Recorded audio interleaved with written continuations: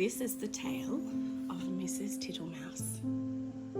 Look at that beautiful little lady. And this is by Beatrix Potter, another author and illustrator. Look at these tales, beautiful little, all the different tales that she has. Got Peter Rabbit, Jemima Puddle Duck, Tiggy Winkle, one of my favourites. Oh gosh, all the good ones. All right, let's begin. The Tale of Mrs. Tittlemouse by Beatrix Potter, and here is an illustration from the story. So beautiful. And she has said this is Nellie's little book. Very sweet.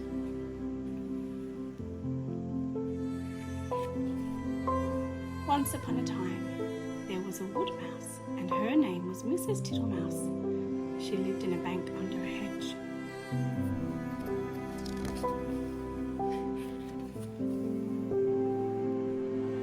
Such a funny house. There were yards and yards of passages leading to storerooms, nut cellars and seed cellars, all amongst the roots of the hedge. She is looking in one of her little cupboards. There was a kitchen, a parlour, a pantry and a larder. Also, there was Mrs. Tittlemouse's bedroom, where she slept, in a little box bed. Look at her there. She's so beautiful.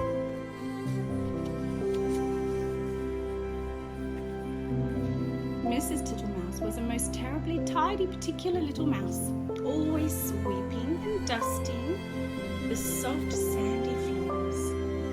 Sometimes a beetle lost its way in the passages.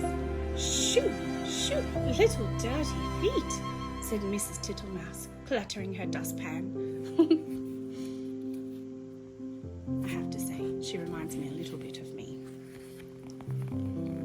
And one day, a little old woman ran up and down in a red spotty cloak. "Your house is on fire, Mother Ladybird. Fly away home to your children." Well, that was one way to get rid of the ladybird. Off she went. Even though it wasn't true. Another day, a big fat spider came in to shelter from the rain. Well, it's raining outside my house right now. "Beg pardon, is this not Miss Moffat's?" "Go away, you bold bad spider, leaving ends of cobweb all over my nice clean house." She bundled that spider out a window. He let himself down the hedge with a long, thin bit of string. Off he went.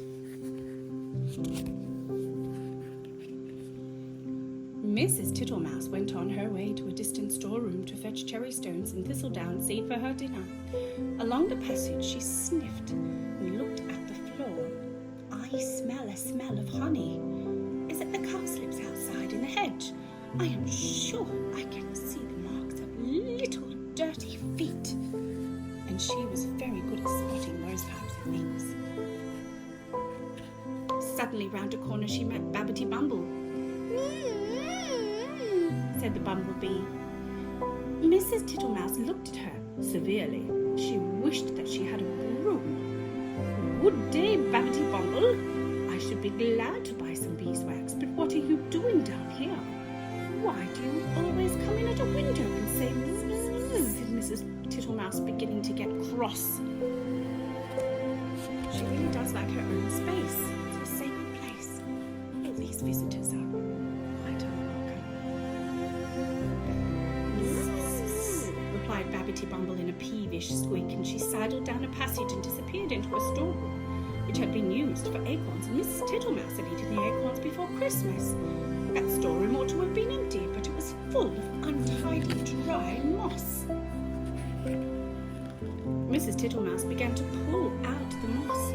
3 or 4 other bees put their heads out and buzzed fiercely. "I am not in the habit of letting lodgings.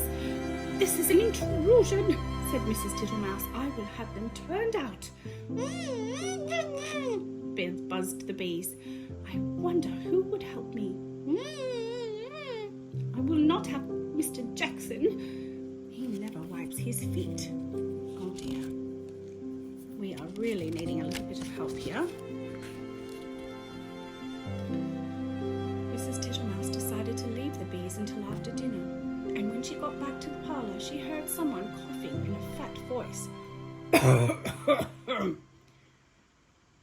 And there sat Mr. Jackson himself. He was sitting all over a small rocking chair, twiddling his thumbs and smiling with his feet on the fender. He lived in a drain below the hedge in a very dirty ditch. He was quite the opposite to Miss Tittlemouse, I think. Look at him there.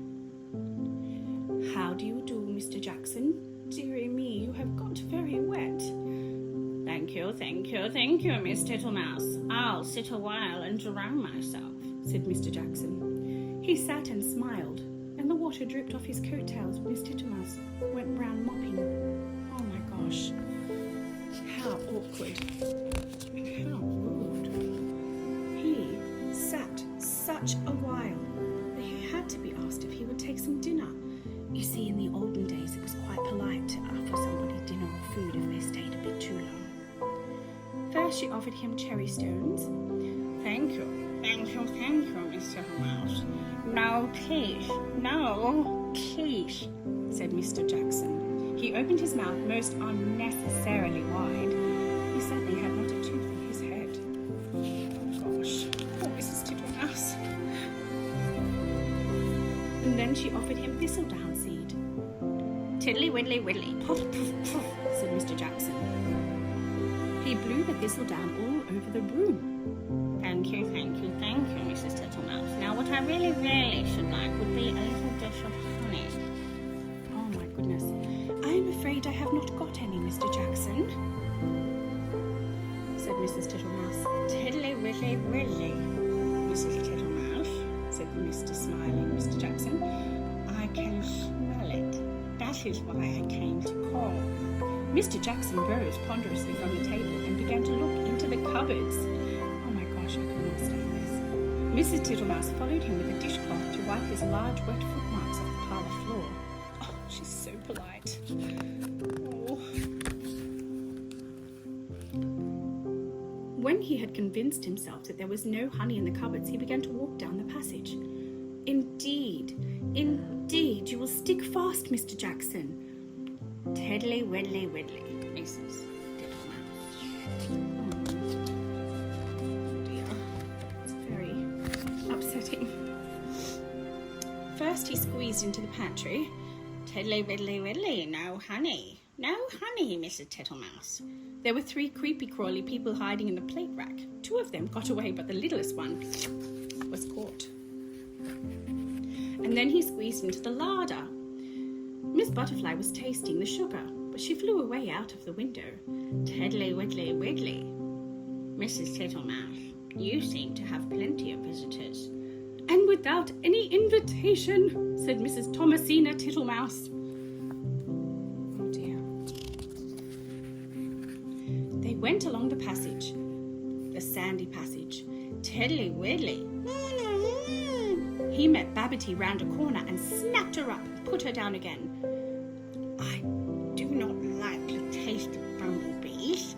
They are all over covered with bristles, said Mr. Jackson, wiping his mouth with his coat sleeve. Get out! Get out, you nasty old toad! Shrieked Babbity Bumble. I shall go distracted, scolded Mrs. Tittlemouse. Oh, she's very upset. She shut herself up in the nut cellar while Mr. Jackson pulled out the bee's nest. He seemed to have no objection to stings. When Mrs. Tittlemouse ventured to come out, everybody had gone away. But the untidiness was something dreadful. Never did I see such a mess. Smears of honey and moss and thistledown and marks of big and little dirty feet all over my nice clean house. Oh my goodness, my darling girl, she's very upset.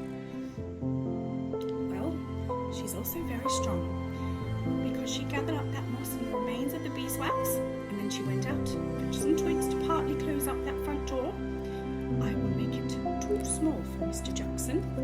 See, she's got a plan. She fetched soft soap, flannel, and a new scrubbing brush from the storeroom. She was too too tired to do any more. Well, first he fell asleep in the chair, and then she went to bed. "Will it ever be tidy again?" said poor Mrs. Tittlemouse. Oh dear. Well, you can't keep a good woman down, because next morning she got up very early and began a spring cleaning which lasted a fortnight. She swept and scrubbed and dusted, and she rubbed up that furniture with beeswax, and polished her little tin spoons. Yes, I would have been a little bit frantic after that humongous intrusion myself. Polishing tin spoons sounds completely adequate. And when it was all beautifully neat and clean, she gave a party to 5 other little mice, without Mr. Jackson. He smelt the party and came up the bank, but he could not squeeze in at the door. Very fortunate. So they handed him out acorn cupfuls of honeydew through the window, and he was not at all offended. He sat outside in the sun and said, "Tiddly widdly widdly, your very good health, Mrs. Tittlemouse." Oh well, all's well that ends well.